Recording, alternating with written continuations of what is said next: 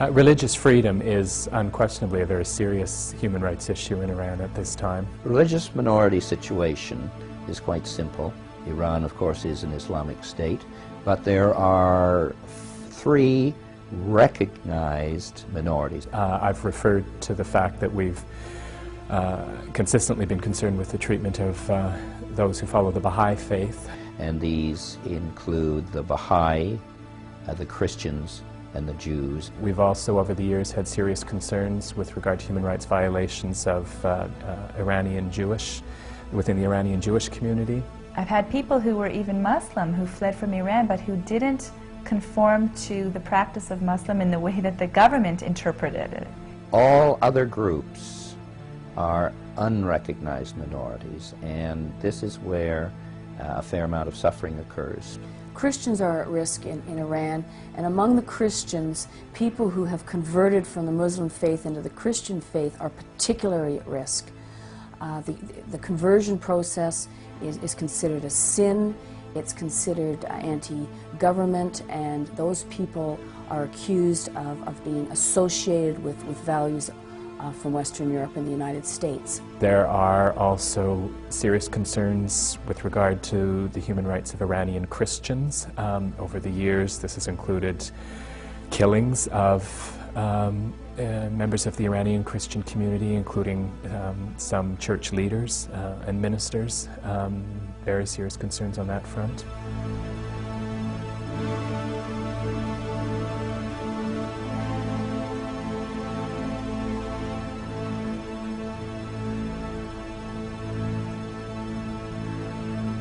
I've heard testimony from many people of the Baha'i faith that while they were being tortured, they were asked in a very derogatory tone, well, where is your God now?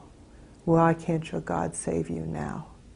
Women who are told, well, where are your women friends now that you are being tortured? They aren't here to protect you.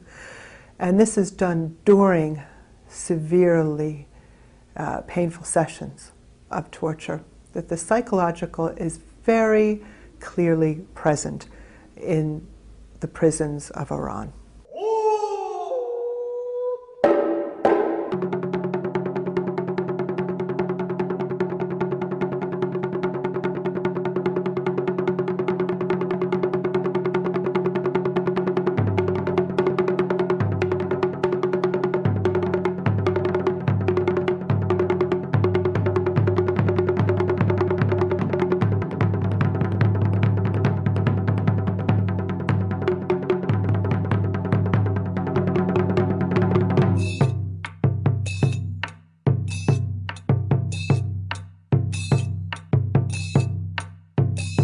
Iran is a very diverse society in terms of language, nationality, ethnicity, religion, and culture.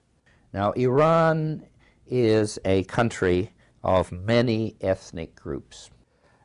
This diversity has posed a problem, a challenge for the forces that have struggled for the democratization of Iranian society since the beginning of the 20th century. The number of Iranians who speak as a maternal tongue Farsi is only about 50% of the population. The diversity has also been grounds for extreme forms of repression by the government and violation of the linguistic and cultural and religious rights of various minorities. The other 50% speak, for example, Azeri, which is basically Turkish, or Kurdish, or Baluch, or Arabic, etc. And all of these groups, which are primarily at the frontiers of the country of Iran, are ethnic minorities. And then the second major nationality are the Kurds, which are about 9 to 10% of the population, making a population of about 6 million people. When we go into the case of the Kurds, we find that the Kurds are an ethnic minority. The Kurds basically demanded the democratic right to self-rule or self-determination in the form of autonomy within a democratic and federal Iranian state. What was happening in Tehran was quite different from developments in Kurdistan, in the sense that the Islamic leaders were trying to build a theocratic, highly central and unitary state, which did not allow for self-rule by the Kurds or any other group or community. And this is where the tragedy began. یادم اولین عید بعد از انقلاب، عید 58، از طرف پادگانا به بهانه‌های مختلف به روی مردم تیراندازی کردند و بزرگترین لشکرکشی رژیم 28 مرداد 59 بود که به تمام شهرهای کردستان، حتی روستاها، همزمان با تمام قوا حمله کرد.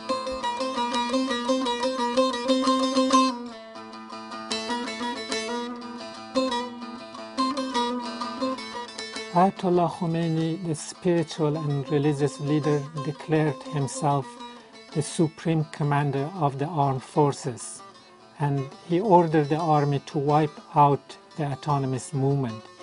تو شهری که به دنیا اومدم، سنندج، 1 ماه تمام با 7 هلیکوپتر شهر رو با راکت بمبارون کردن، خمپاره مینداختن، شهر زیر شلیک گلوله بود. What stunned the people of Kurdistan was the atrocities committed in the name of Islam and by the army. و من به عنوان امدادگر توی اتاق عمل بیمارستان فعالیت میکردم. دست و پاهای بریده رو که دکترها به من میدادن ببرم سردخونه، قادر نبودم در سردخونه رو باز کنم. اجساد کودکان، زنان، پیر و جوان شهرمون تا سقف رو هم انباشته شده بودن.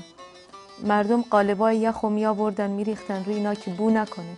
کسی نمیتونست اینا رو ببره تو گورستان و خاکشون بکنه.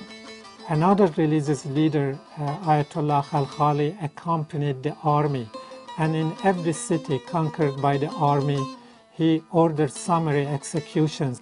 و دست جوونا رو توی دادگاه صحرایی سریع بدون ارتکاب جرم، بدون اثبات جرم، اینا رو اعدام کرد. Executions were without trial. The executed people had no right to defend themselves. Their families were not informed about what happened. And when the mother of 2 executed men went to get back the bodies, she was told that she has to pay for the bullets used to kill her sons.